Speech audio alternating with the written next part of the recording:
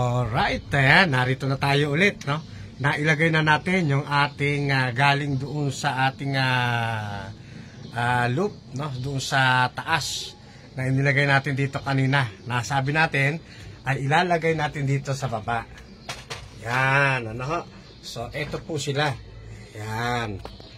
Pakita ko sa inyo. Yan. So, yan po sila, no?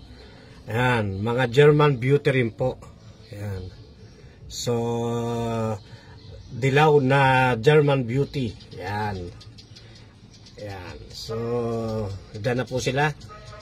Mag-iitlog, no? Na i-condition na natin yan sila. Siguro mga next week or or kalagitnaan ng buwan. Yan, mag-iitlog na po yan. Okay, condition na po yan.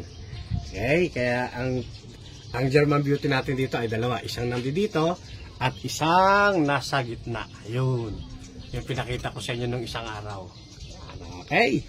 So, good day na naman tayo ngayon. At saan man kayo naroon, mga kaibigan, hangad ko na kayo patuloy na pagpalain. Miss pa.